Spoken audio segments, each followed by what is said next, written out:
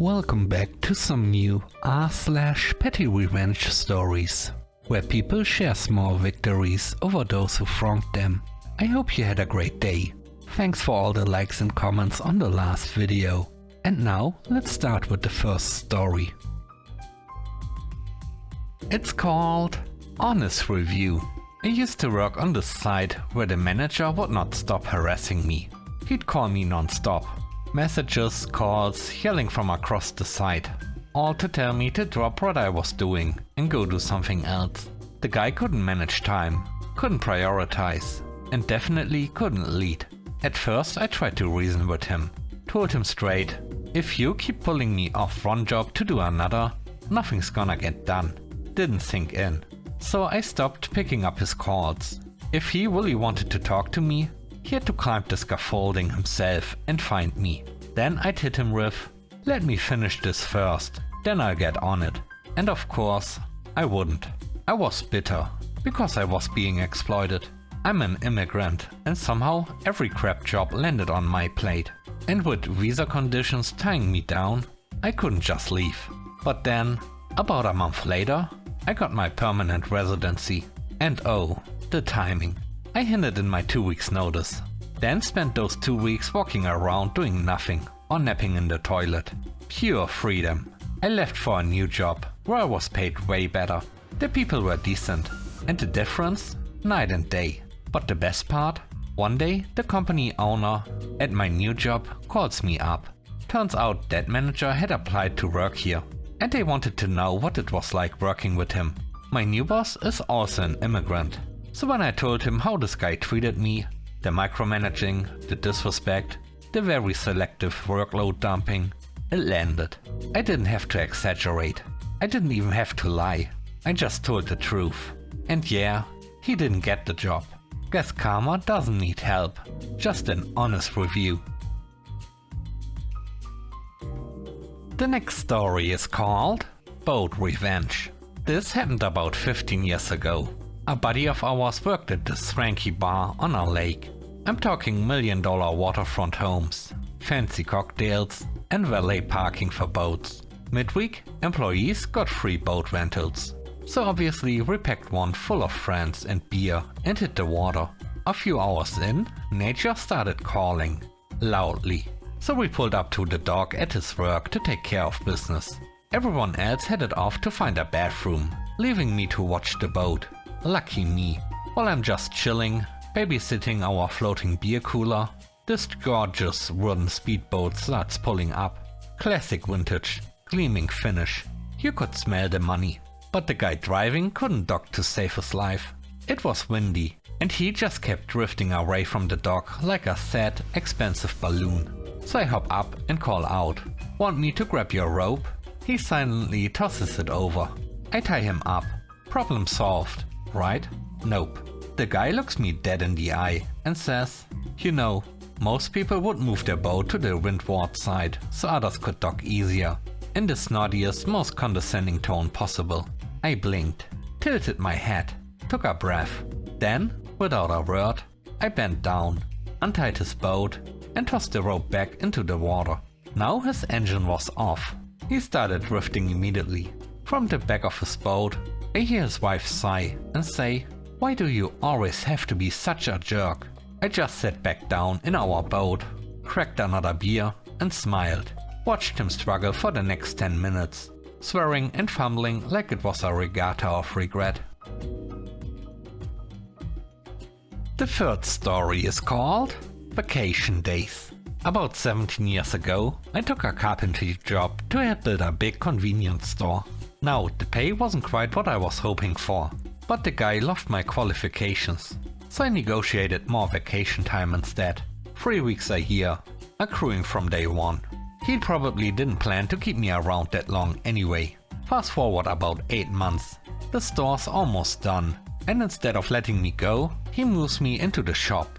There I start helping his mechanic maintain the fleet of trucks he uses to supply his 28 other stores with fuel. It's greasy, sure, but I didn't mind.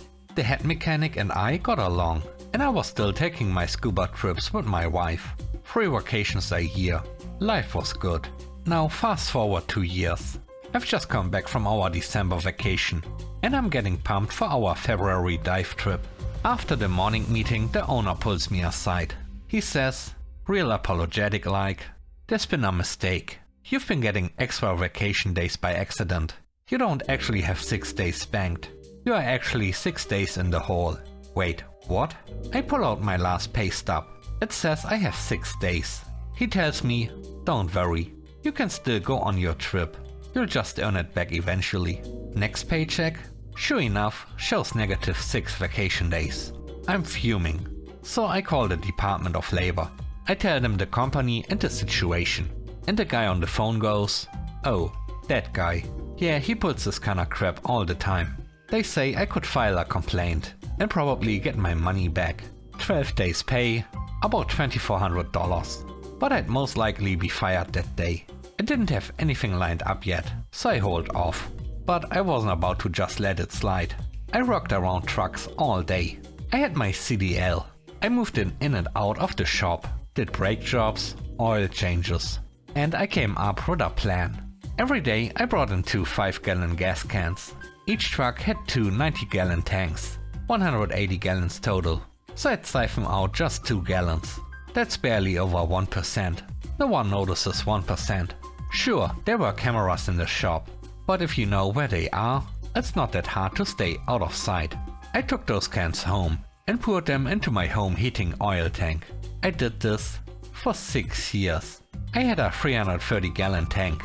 Especially in the summer, it would fill up fast. But in winter, heating my house used to cost anywhere between $2,500 to $4,000 a year, depending on the price of oil.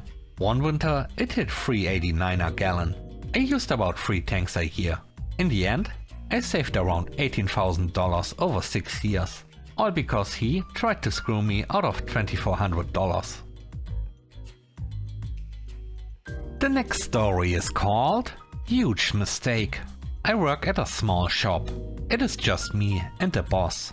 He owns the place. He's in his 40s, Asian, and I'm in my 20s, local. I've worked here for 6 years, which is impressive, considering no one else has lasted longer than 2 months. The shop's chaotic, the job's physical, but the hours are flexible, and I get along with the boss.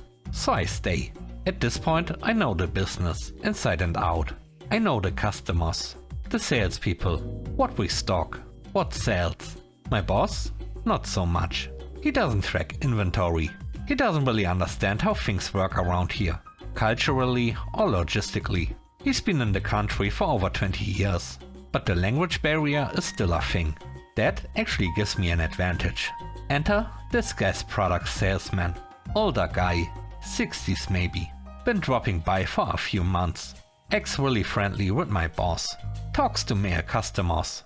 Makes small talk with every dude in the room. But me? He straight up ignores me. I've tried. I say hi, introduce myself, try to talk business.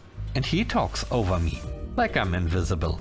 Worse, he interrupts when I'm trying to explain something important to my boss.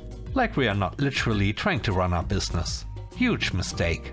At first I kept it petty, but small. Said hello loud enough to make it seem like maybe his hearing was going. Dropped subtle little jabs when he ignored other women.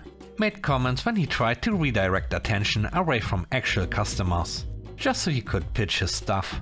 But eventually, I got tired of it. I control about 90% of the shop. I know what we have, what we need, what people ask for. I'm the one actually dealing with customers. And I decide what gets sold, offered and reordered. And this guy is just another small fish in a very big ocean. So I started steering the ship away from him. Whenever he pitched new products, he tried to get my boss to order 3 to 5 units, just to see how they do. I made sure we only bought 1, because this guy shows up every month. We don't need backstock. If he tried to sell us something we already get from another supplier, I'd convince my boss to go with the other guy, especially if they deliver more often or already bring us other things. We don't have a storage area, so shelf space is gold. Less clutter, fewer problems. He hasn't caught on, but watching his face when I talk my boss down from a sale, pure satisfaction. The last story is called IT Revenge. At my old job there was this guy, and everyone knew he was the biggest jerk in the building. The kind of guy who demanded the stuff get done first. But the second you needed anything from him, he is nowhere to be found. Emails ignored, calls dodged, suddenly invisible. Now, I'm a telephony and voice over IP engineer by trade. One day I'm just sitting in my cube doing my thing, when I hear this guy just unleash on my coworker. He's absolutely ripping into her, yelling over some petty nonsense about his cell phone. She ends up in tears, like full on breaking down. So I made a decision.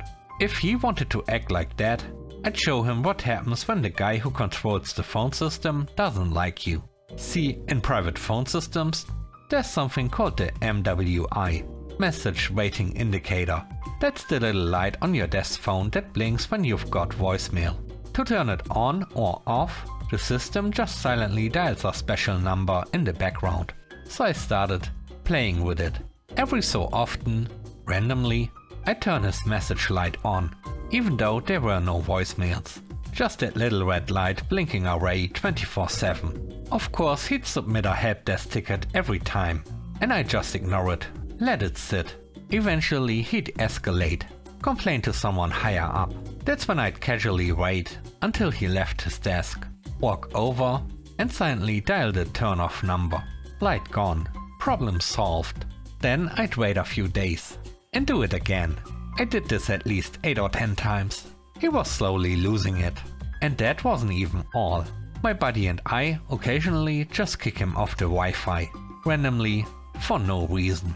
Just enough to cause frustration, not enough to track. We were basically ghosting his entire digital existence. Finally, one day he walks up to me. He says, "I know you are doing this on purpose. Would you please stop?" And I looked at him and said, "You know, I've got this feeling that if you apologize to her, this kind of thing might just stop happening. Otherwise, who knows what else might go wrong." He apologized, like a real apology, face to face. And just like that, the little red light never came back. Thanks for watching the video to the end. I hope you enjoyed it. If you did, please don't forget to leave a like, comment and subscribe. And if you have time, watch another one of my videos. Also, if you want to support me further, check out the channel membership or Patreon. And now, I hope you have a great day. See you soon. Bye bye.